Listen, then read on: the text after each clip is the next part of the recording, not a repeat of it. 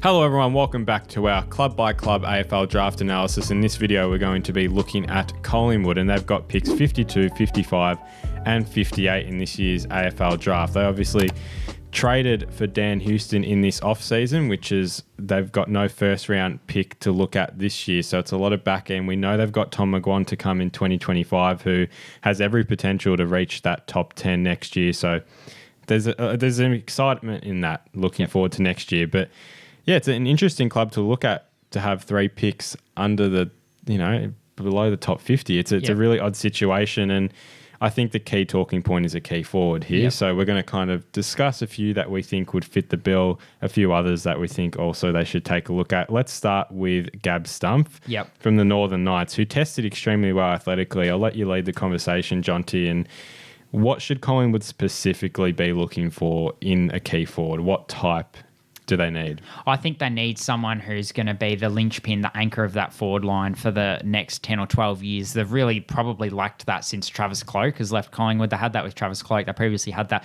with Anthony Rocker. Since then, it's been a little bit of a makeshift tall forward line. Brody Myercheck's played an important role, and Jamie Elliott as well is really good overhead. But I think what we've seen, particularly with the delisting of Nathan Kruger, is that they are probably going to need to definitely take a tall forward this year if that wasn't already confirmed. They've obviously got Dan McStay and Mason Cox inside that tall forward line, but they're both reaching the ends of their careers, so they've got to start looking to the future. But with the present that they do currently have, they don't need it in 2025. So Gabriel Stump is a player that I really like. You give him a couple of years to develop on an AFL list, then he can be that really athletic, connecting high half forward whose work rate is really strong. He's probably not that stereotypical key forward that Collingwood fans would want and can pin their hopes on putting him deep inside 50 and kicking your 60, 70 goals that Harry Mackay and Charlie Curnow do every year. But I still think he's a really likeable option with the way that the game is heading. Yeah, that's probably the question with Stump. It's like,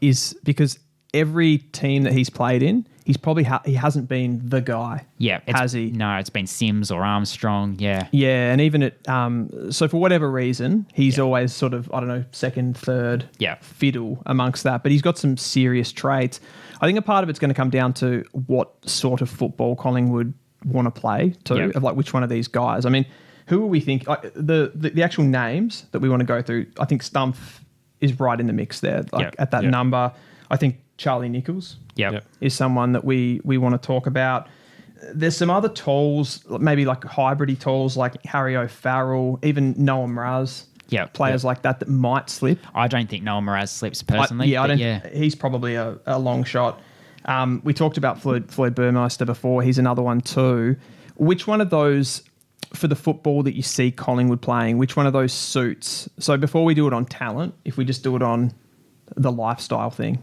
Yeah, I think Charlie Nichols is one that I really like for Collingwood, and I think he's the one that I'd be going for him. I think he's one who can be the player that you build your forward line around. And the other thing I'll say about him is Collingwood have taken a liking to interstate talent, and particularly South Australian talent in the last few years. They really rate that competition, and if that continues, he's obviously got some players over here who are from South Australia as well, and they've got a really good culture among that cohort of players. So I think he'd fit in really well in that regard, and I think the type of footy they want to play, to answer your question, he answers it as well. So I think he's one that Collingwood should look at if he's still on the board, but he's probably a 50-50 as to whether he's still there. I think that does work from a stylistic point of view too. If you look at Gabe Stump, who we talked about before, Nichols, they both have elite pace. Yeah, they're pretty rapid, and being able to, I don't see Collingwood as a sort of team that want to do the Curnow Mackay thing where you sort of stick it on their head. They're a little bit more with the users that they've got, players. Not that Pendlebury's going to be around for that much longer, but Dacos, they're really elite users that can put the ball out in front of those guys that have a bit of pace, and I think that works. Yeah. Well, I think what's quite underrated with Stump's footy is he's quite clean at ground level, and that's actually where he played that's the aspect of his footy that stood out the most, I saw, especially in the back end for the Knights, his ability to get those clean pickups and quickly move it inside 50 with efficiency as well. So he's understands where to move it before he's even got the footy. I don't feel like he got enough of it at times to really show an impact, especially, he's got that athleticism, but when we finished the season, did we really think the first thing with Gab Stump, if the first thing that came to your mind was he's an athletic beast? Probably didn't even see that much of it by the end of the season. I guess the one thing that I'd say about Gab Stump is we probably didn't see enough of his athleticism on the footy field, and is that a concern? I've spoken to people who have varying views on that.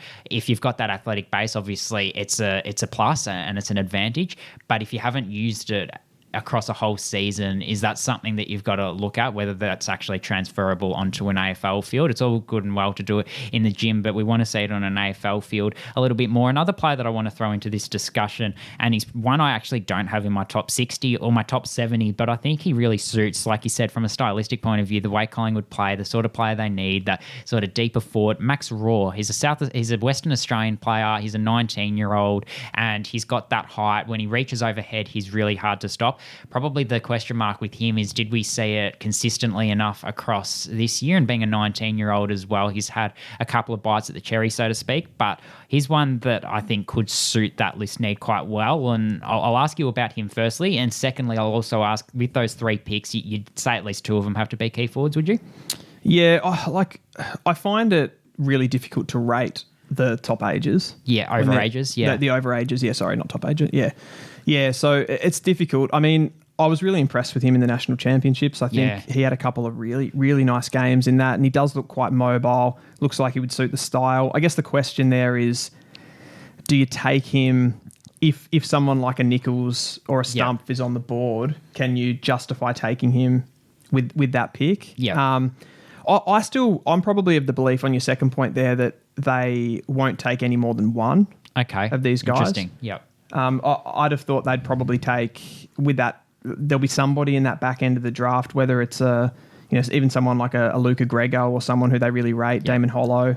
A bit more of not a speculative pick, but just someone that they've got their heart set on. Yeah. Yep. Well, I think that is the other part of it. Do they need to trade up a little bit? Because someone like Gab Stump is every potential to go around, and this is strictly based off his combine. Clubs look at an athletic player like that, let's grab him at 40 because there's a lot of potential there. So, Gab Stump's off the board. Charlie Nichols goes at 45. What are the Pies doing next, and who are they genuinely looking at? So I do question, do they need to trade up? Do they need to be... they'll be watchful. I guess you can bid on a player, when the selection goes through. So do you think they will... hypothetically, Gab Stump goes at 46. Are the Pies trading up? Are they asking the question, or do they just see what's next? Yeah, it's hard to pick those ones, isn't it? Because you don't know who's going to be on the board. And most likely when it comes to those things, a club has a really specific view of a player. And if he's available, they'll do it. So it's hard for us to get into the heads of Collingwood. What I will say about their overall strategy over the last probably 10 years, that they have tried to be a little bit innovative. So I'd expect them to...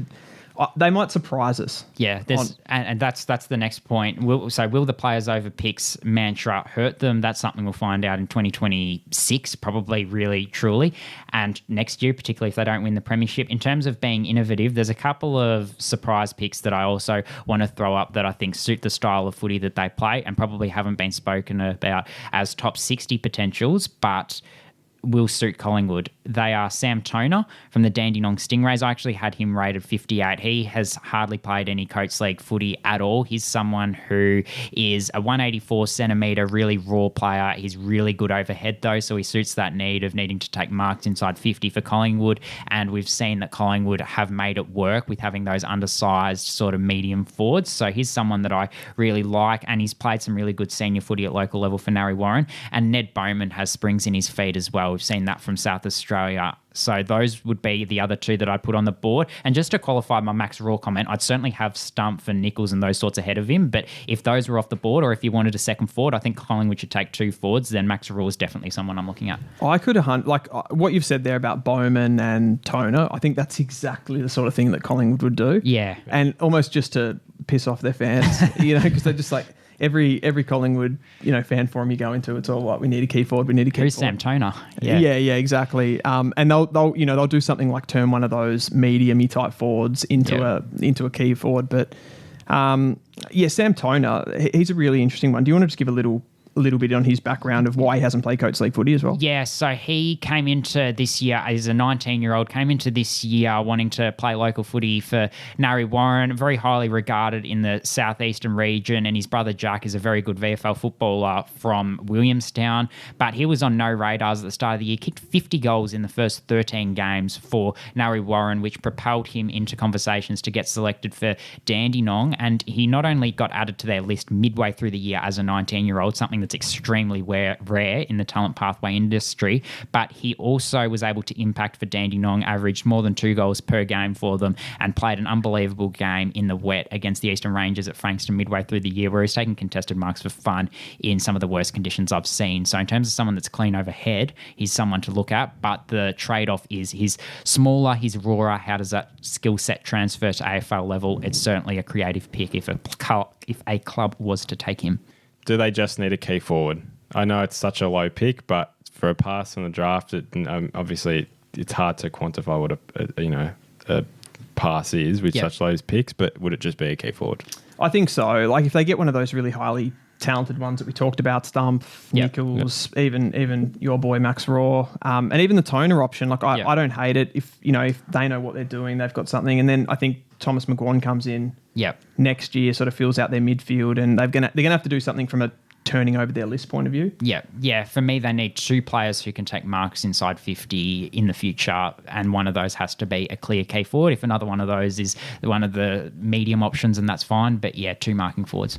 That's all from the Collingwood Wrap for the AFL Draft Analysis. Check out all other 17 clubs on our channel and Dylan's channel. Thank you all for watching. We'll see you in another video.